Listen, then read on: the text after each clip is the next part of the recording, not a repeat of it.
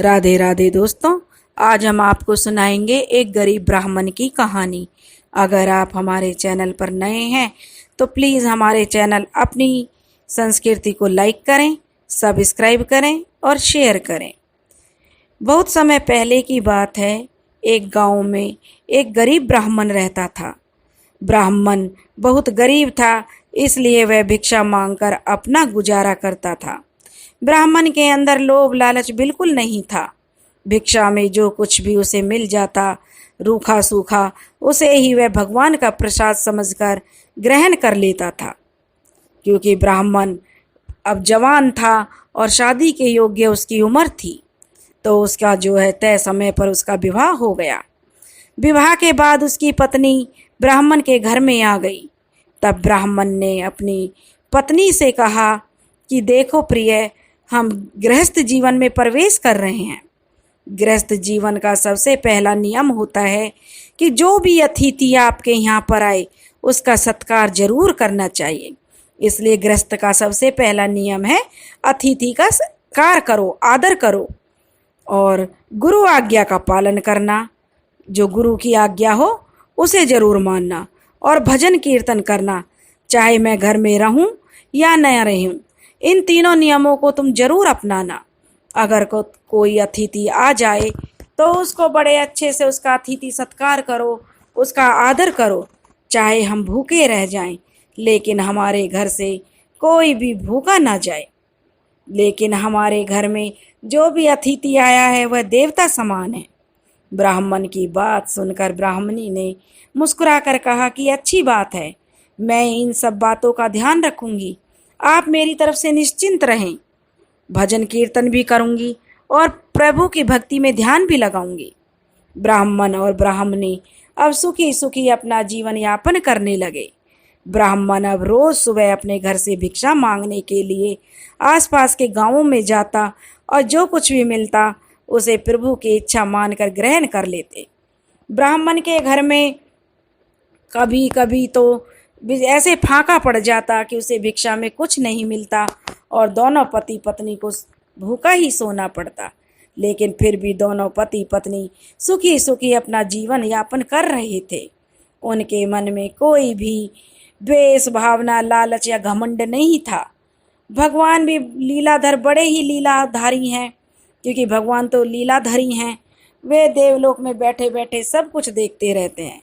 भगवान की लीला बड़ी विचित्र है।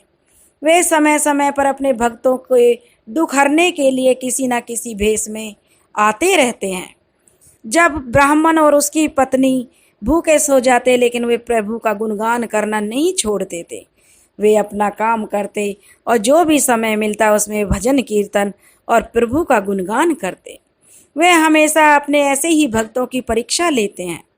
एक दिन ब्राह्मण की भक्ति और त्याग से प्रसन्न होकर भगवान ब्राह्मण के घर साधु का भेष धारण करके ब्राह्मण की परीक्षा लेने पहुंच गए। भगवान ब्राह्मण के घर बाहर बने चबूतरे पर बैठे और भिक्षा के लिए आवाज लगाई। ब्राह्मण ने जब साधु महात्मा की आवाज सुनी तो वह बाहर आ गए।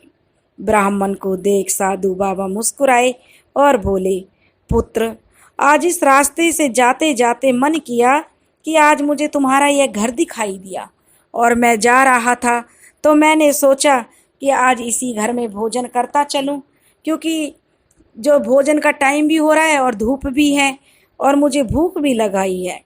ब्राह्मण ने प्रसन्नता पूर्वक साधु महात्मा को प्रणाम किया और बोला, महाराज, बड़ी ही प्रसन्नता की बात है, आज आप हमारे घर भोजन करने के लिए पधारे। आइए भीतर चलिए। इतना कहकर ब्राह्मण साधु महात्मा के घर भीतर चला गया। साधु महात्मा ने एक आसन बिछाया और जो भगवान रूपी साधु थे उनको बैठने का निवेदन किया।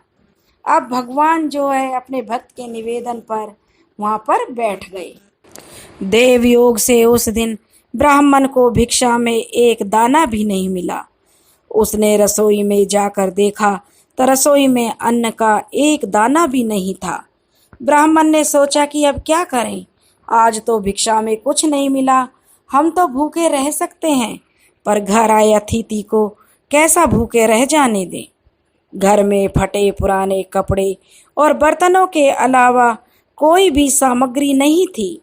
ब्राह्मण ने अपनी पत्नी से कहा कि आज हमारे घर में अतिथि भूखा ही चला जाएगा। हमने आज तक भगवान की जो भी भक्ति की है उसका कोई मोल नहीं रह जाएगा। ब्राह्मण की पत्नी ने कहा कि स्वामी, आप घबराते क्यों हैं? कुछ ना कुछ जतन तो हो ही जाएगा। पत्नी की बात सुनकर ब्राह्मण ने ब्राह्मणी से पूछा कि तेरे पास कोई गहना है, कोई जेवर हो? तो ब्राह्मणी बोली, गहना तो नहीं है और कपड़े भी फटे पुराने हैं। पत्नी की बात सुनकर ब्राह्मण बोला, फिर अतिथि का हम सत्कार कैसे करेंगे, उसे भोजन कैसे खिलाएंगे? ब्राह्मणी बोली कि आप नाई की दुकान से कैंची ले आओ। ब्राह्मण नाई की दुकान से कैंची ले आया। ब्राह्मणी ने अपने सर के जो लंबे लंबे केस थे वे अंदर से काट लिए और बाहर से केस बांध दिए। अपने केस ब्राह्मण को देकर ब्राह्मणी बोली कि आप बाजार जाकर इन केसों को बेच आओ। इनसे जो भी रुपए मिले उनसे दाल चावल लेते आना। ब्राह्मण बाजार गया और जो ब्राह्मणी के केस थे उन्हें बाजार में बेचकर दाल चावल ले आया। दोनों पति पत्नी बड़े आदर से साधु महाराज को भोजन कराने लगे। भोजन करने के बाद साधु महात्मा बोले, पुत्र, इस भरी दोपहरी में मैं कहाँ जाऊँगा, इसलिए आज दिन में मैं तुम्हारे यहीं विश्राम कर लेता हूँ।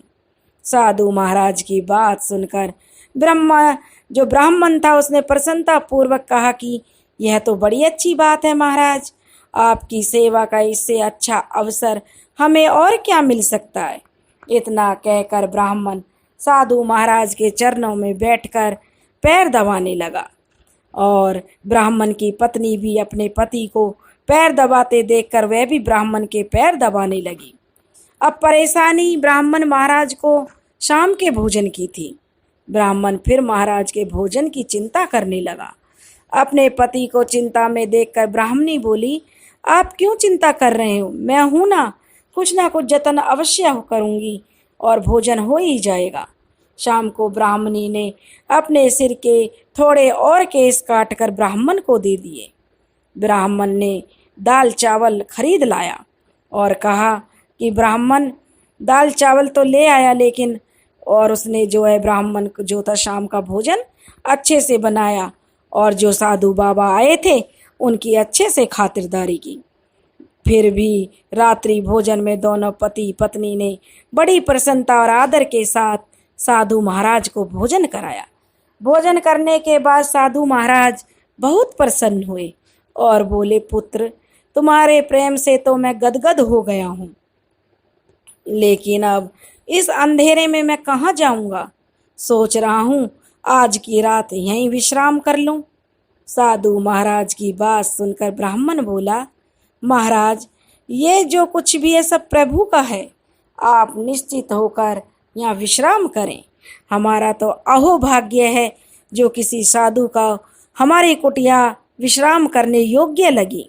ये तो हमारा सौभाग्य है कि मुझे और मेरी पत्नी को आपकी सेवा करने का अवसर प्राप्त हो रहा है। इतना कहकर दोनों पति पत्नी साधु महात्मा के चरणों में बैठ गए। साधु महात्मा के सो जाने के बाद दोनों पति पत्नी साधु बाबा के चरणों में ही सो गए।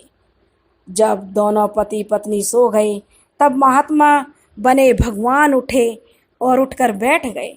उन्होंने ब्राह्मण को आशीर्वाद दिया कि ब्राह्मण, तुम्हारे सारे दुख दर्द दूर हो जाएं, तुम्हारी पत्नी के केस भी पहले की तरह लंबे लंबे हो जाएं, धन दौलत से घर भर जाए। इतना कहकर साधु महात्मा अंतर्ध्यान हो गए। सुबह जब ब्राह्मणी की आँख खुली तो उसने देखा कि अरे ये क्या चमत्कार हो गया है, सारा घर अन्न धन से भरा हुआ है और जो झोपड़ी थी उसकी जगह तो आलीशान महल खड़ा है। उसने तुरंत ही ब्राह्मण को उठाया और उनसे कहा कि देखो ये सब क्या है। ब्राह्मणी ने अपने केस देखे तो वे भी लंबे लंबे थे, लेकिन साधु महात्मा कहीं दिखाई नहीं दे रहे थे। उन्होंने सोचा हो ना हो वे साधु बाबा कोई पहुँचे हुए साधु महात्मा थे जो हमें आशीर्वाद स्वरूप ये सब चीज दे गए हैं। ब्राह्मण ने जब अपने घर को देखा तो वह रोने लगा कि महाराज, हमने तो आपको पहचाना ही नहीं। कहीं हमसे महाराज की सेवा में कोई कमी तो नहीं रह गई। हम अनजान थे महाराज, हमें क्षमा करो। ब्राह्मण की विनती सुनकर भगवान उसी क्षण प्रकट हो गए और बोले, पुत्र, तुम्हारे प्रेम पूर्वक भोजन करवाने से तो मैं तृप्त हुआ हूँ, तुम सुखी रहो। इतना कहकर भगवान फिर से अंतर्ध्यान हो गए। हे प्रभु, जैसे आपने उस गरीब ब्राह्मण पर दया की, उसके सभी दुख दूर किए, ऐसे ही जो यह कहानी कह रहे हैं और जो यह कहानी सुन रहे हैं, उनके सभी दुख दूर करना।